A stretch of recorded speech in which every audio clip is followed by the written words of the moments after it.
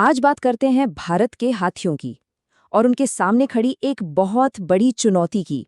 ये सिर्फ एक जानवर की कहानी नहीं है, बल्कि गिनती, संघर्ष और साथ रहने की एक बहुत ही उलझी हुई दास्तां है।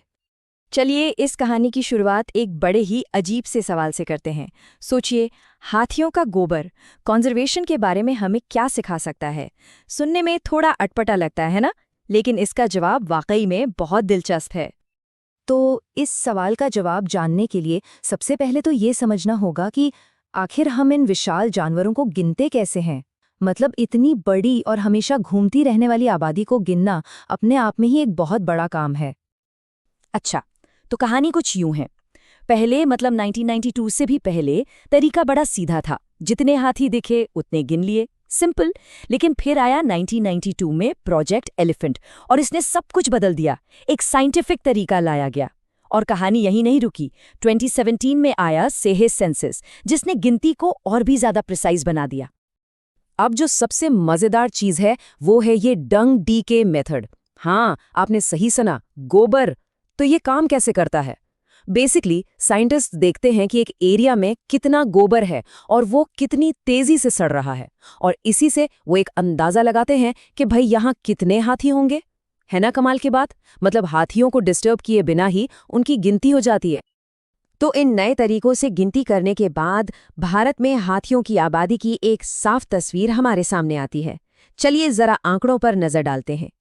और जो नंबर सामने आया वो सच में बहुत बड़ा है। 2017 की सही जनगणना के हिसाब से भारत में हाथियों की ऑफिशियल संख्या है 29,964। सोचिए, लगभग 30,000 हाथी। ये नंबर भारत को एशियाई हाथियों का सबसे बड़ा घर बना देता है।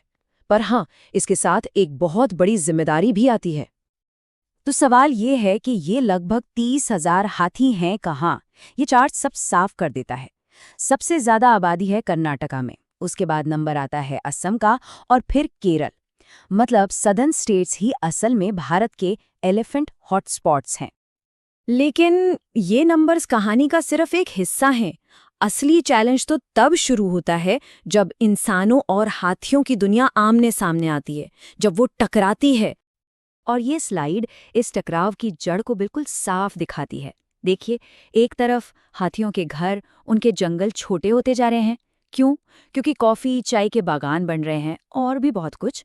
और दूसरी तरफ हम इंसानों की बस्तियां, वो लगातार फैलती जा रही हैं। तो जाहिर है टकराव तो होगा ही। और इस टकराव की इंसानी कीमत वो दिल दहला देने वाली है।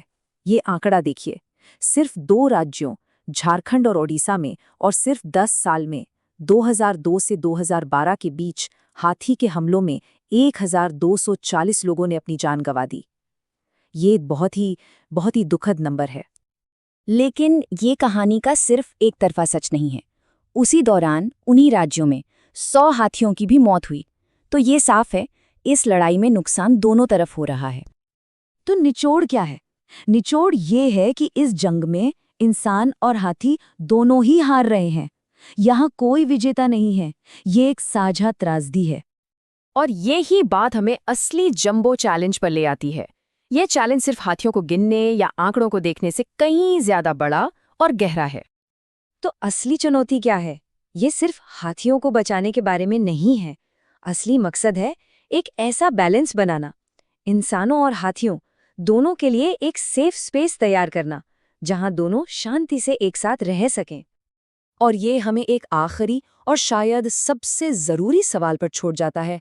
हम इंसानों और इन शानदार विशालकाय जानवरों दोनों के लिए जगह कैसे बना सकते हैं? इसी सवाल का जवाब ढूंढना हमारी सबसे बड़ी चुनौती भी है और सबसे बड़ी जिम्मेदारी भी।